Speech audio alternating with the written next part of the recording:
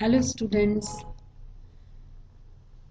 आज हम आपके सेकंड पेपर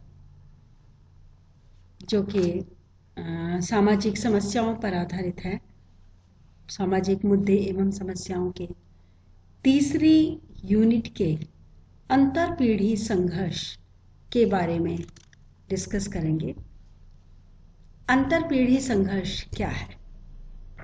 आप जानते हैं कि दो पीढ़ियों में हमेशा से संघर्ष होता आया है। वो दो पीढ़ियां कौन सी हैं? पुरानी पीढ़ी और नई पीढ़ी। और पुरानी पीढ़ी और नई पीढ़ी के मध्य संघर्ष कई क्षेत्रों में पाया जाता है। यह संघर्ष हमेशा से पाया जाता है, सार्वभौमिक है, सार्वकालिक है। और क्या कारण है इन संघर्षों के? इन संघर्षों से कैसे बचा जा सकता है? इनको दूर करने के क्या उपाय हैं? और संघर्ष को कम से कम मिनिमम कैसे किया जा सकता है, इसके बारे में हम पढ़ेंगे। लेकिन इससे पहले हम ये देखेंगे कि अंतरपीढ़ी संघर्ष, जिसमें मुख्य बात है संघर्ष, तो ये संघर्ष क्या है? संघर्ष को समझेंगे पहले। स्टूडेंट्स, संघर्ष जीवन का एक सार्वभौमिक तथ्य है। कई रूप होते हैं संघर्ष के, उनमें से एक बहुत ही मुख्य संघर्ष है अंतरपीढ़ी संघर्ष, यानी कि दो पीढ़ियों के मध्य संघर्ष। अंतरपीढ़ी संघर्ष संघर्ष का ही सूचक है, संघर्ष का ही परिणाम है। दोनों पीढ़ियों के अलग अलग और माना जाए तो एक दूसरे के विरोधी हितों के कारण पाया जाता है यह संघर्ष। परिवार से लेके वर्ग, जाति, धर्म तक अंतरपीढ़ी संघर्ष पाया जाता है। संघर्ष क्या है? संघर्ष एक मौलिक और एक सार्वभौमिक सामाजिक प्रक्रिया है, जिसका अर्थ हुआ हर समाज में हर काल में कम या अधिक मात्रा में पाई जाती है। या ये कहा जाए कि कोई भी ऐसा समाज जो पूरी तरह से संघर्ष रहित है, बिना संघर्ष का है, यह मानना, यह सोचना लगभग असंभव है। क्योंकि संघर्ष जो है वो सामाजिक संबंधों में हर समय मौजूद रहता है और जीवन की एक वास्तविकता है। इसे अस्वाभाविक नहीं मान सकते। तो ये व्यक्तियों और समूहों में पाया जाता है। जब ये कहा जाए कि संघर्ष के पीछे व्यक्तिगत कारण भी हो सकते हैं और समूहगत भी कारण हो सकते हैं, तो कुछ गलत नहीं होगा। कारण क्या है कि व्यक्तियों और समूहों के बीच में शारीरिक अंतर पाया जाता है। व्यक्तियों और समूहों के बीच में भावात्मक अंतर पाया जाता है। किसी की भावना कैसी होती है, किसी समूह की भावना कैसी होती है। किसी समूह की, किसी व्यक्ति की संस्कृति दूसरे समूह से, दूसरे व्यक्तियों से भिन्न हो सकती है। इसी तरह से व्यवहार करने के जो तरीके हैं, व्यवहार के जो प्रतिमान हैं, व्यवहार के जो आधार हैं, वे भी भिन्न हो सकते हैं। उनमें भी अंतर पाया जा सकता है। तो ये जो भेद हैं, ये भेद ही विरोध या वैमनस्य या अंततः कहें तो संघर्ष के लिए उत्तरदायी है। क्या होता है इसमें? जब कोई व्यक्ति या समूह अपने विरोधी से घृणा करने लगता है, उसके प्रति नाराजगी व्यक्त करता है, रोष व्यक्त करता है, और फिर कभी भी संघर्ष के रूप में परिवर्तित हो जाता है।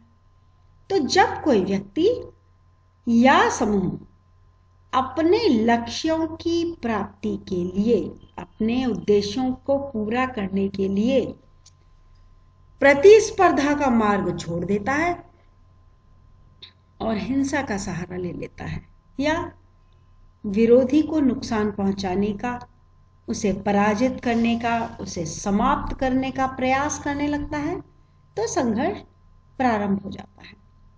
तो जब विरोधी के प्रति घृणा या क्रोध के भाव बहुत अधिक तीव्र हो जाते हैं और उस पर आक्रमण करने और उसे हानि पहुंचाने की इच्छा बलवती हो जाती है, तो उसे हम संघर्ष कहते हैं। संघर्ष साधनों पर ध्यान नहीं देता, कैसे उसे प्राप्ति करनी है अपने उद्देश्य की, इस पर ध्यान नहीं देता, बल्कि क्या पाना है, साध्य लक्ष्य प्राप्ति पर ध्यान देता है। तो जब अनेक व्यक्ति और समूह किसी सीमित लक्ष्य को प्राप्त करना चाहते हैं और उनका मुख्य ध्यान लक्ष्य पर रहता है, चाहे वो कैसे भी उसे अपनाएं, कैसे भी प्राप्त करें, कोई भी साधन क्यों ना उनको उसके लिए अपनाने पड़े, ऐसी स्थिति में संघर्ष प्रारंभ हो जाता है। तो इस प्रकार कहा जा सकता है कि संघर्ष वे सभी सामाजिक क्रियाकलापों को शामिल करता है जिसमें मनुष्य किसी भी उद्देश्य के लिए एक दूसरे के विरुद्ध लड़ते हैं या फिर विवाद करते हैं। समाजशास्त्र में तो संघर्ष की विचारधारा का जो उदय हुआ वो काफी देर से हुआ।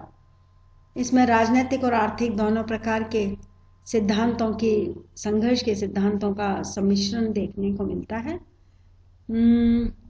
कई विद्वानों ने समाज के आर्थिक जीवन में पाए जाने वाले संघर्ष का उल्लेख किया, जैसे कि एडम स्मिथ ने किया, माल्थस ने किया। ये विद्वान ऐसा मानते हैं कि समाज में आदिकाल से ही आर्थिक प्रतियोगिता और संघर्ष होते आए हैं। तो माल्थस कहते हैं कि संघर्ष को जनसंख्या वृद्धि से जोड़ना चाहिए। जब देश में जनसंख्या आवश्यकता से अधिक बढ़ जाती है तो अस्तित्व के लिए जीवन संघर्ष बढ़ जाता है और संघर्ष और युद्ध में ऐसी सामान्य प्रक्रियाएं बन जाती हैं। और तकनीकी विकास ने भी आर्थिक जगत में प्रतियोगिता को और संघर्ष को बढ़ावा दिया है। तो इस आधार पर फिर उन्होंने कुछ संघर्ष की विशेषताओं को स्पष्ट किया। पहली विशेषता जो संघर्ष की है वह है दो या दो से अधिक व्यक्तियों का या समूहों का होना। संघर्ष की प्रकृति को इस प्रकार से स्पष्ट किया जा सकता है कि संघर्ष के लिए कम से कम दो या अधिक व्यक्ति होने चाहिए, तभी तो संघर्ष होगा, अन्यथा संघर्ष कैसे होगा। एक दूसरे के हितों को नुकसान पहुंचाने की धमकी देना या आक्रमण करना, विरोध या उत्पीड़न के माध्यम से चोट पहुंचाने की कोशिश करना। दूसरी विशेषता है एक चेतन प्रक्रिया। संघर्ष अनजाने में नहीं होता, एक कॉन्शियस प्रोसेस है, एक चेतन प्रक्रिया है, एक जानबूझ के की जाने वाली प्रक्रिया है, जिसमें संघर्ष करने वाले व्यक्ति या समूह एक दूसरे की गतिविधियों को ध्यान में रखते हैं, अपने लक्ष्य की प्राप्ति के साथ साथ विरोधी को कष्ट पहुंचाने की, उसको रास्ते से हटाने की कोशिश करते हैं। इसके बाद एक और बिंदु स्पष्ट होता है, संघर्ष एक वैयक्तिक प्रक्रिया, यानी कि ये तात्पर्य हुआ कि संघर्ष में ध्यान लक्ष्य पर केंद्रित न होकर प्रतिद्वंदी पर केंद्रित हो जाता है। यहाँ पे समूहों के साथ संघर्ष नहीं किया जाता, एक व्यक्ति विशेष या समूह विशेष के साथ संघर्ष किया जाता है, सामान्य व्यक्तियों से नहीं। यानी कि प्रतिद्वंदी एक दूसरे को जानते हैं भली भांति, इसलिए इसे वैयक्तिक प्रक्रिया कहा जा सकता है। फिर एक अनिरंतर प्रक्रिया है, यानी कि हमेशा नहीं चलता, निरंतर चलने वाली प्रक्रिया नहीं है, इंटरमिटेंट कह सकते हैं इसको, रुक रुक के चलता है। इसका कारण यह है कि संघर्ष के लिए शक्ति और अन्य साधन जुटाने पड़ते हैं, और कोई भी व्यक्ति के पास या समूह के पास बहुत सारी शक्ति या बहुत सारे अन्य साधन हमेशा उपलब्ध नहीं होते, अब असीमित मात्रा में नहीं होते। तो परिणाम स्वरूप जब कोई व्यक्ति संघर्ष करता है तो जब उसके पास शक्ति और साधन समाप्त होने लगते हैं, वह फिर उस संघर्ष को कुछ समय के लिए रोक देता है। तो इतिहास ऐसे बताता है कि मानव ने जितना भी समय संघर्ष में गुजारा है उससे कई गुना समय शांति में गुजारा है, क्योंकि वो संघर्ष की तैयारी होती है या संघर्ष के बाद समाप्त होने वाली शक्ति या साधनों के कारण होने वाली स्थिति है। अगली जो विशेषता है वह है संघर्ष एक सार्वभौमिक प्रक्रिया है। मैंने आपको पहले भी बताया, संघर्ष किसी न किसी रूप में प्रत्येक समाज में प्रत्येक काल में कम या अधिक मात्रा में हमेशा पाया जाता है। जहां जहां व्यक्ति और समूहों के स्वार्थ एक दूसरे से टकराते हैं वहीं संघर्ष उत्पन्न हो जाता है। तो ये कहा जा सकता है कि संघर्ष एक ऐसी सामाजिक प्रक्रिया है जहां कम से कम दो या दो से अधिक व्यक्तियों का या समूहों का होना पाया जाता है। यह चेतन जानबूझ करके की जाने वाली प्रक्रिया है, संघर्ष अनजाने में नहीं होता। ये एक वैयक्तिक प्रक्रिया यानी कि सामान्य लोगों से नहीं होता, कुछ खास कुछ विशेष व्यक्तियों से या समूहों से ही होता है, इसलिए यह वैयक्तिक है। यह हमेशा चलने वाली नहीं है, रुक रुक के चलने वाली है, अनिरंतर प्रक्रिया है। और साथ ही यह एक सार्वभौमिक प्रक्रिया है, यानी कि यह हमेशा से पाई जाती है और हमेशा कम या अधिक मात्रा में हर समाज में, हर देश में, हर राज्य में और हर काल में पाई जाती है। आज इतना ही। इसको तैयारी करें, पढ़ें, समझें और कुछ समझ नहीं आए तो मुझसे इससे संपर्क करें। Thank you.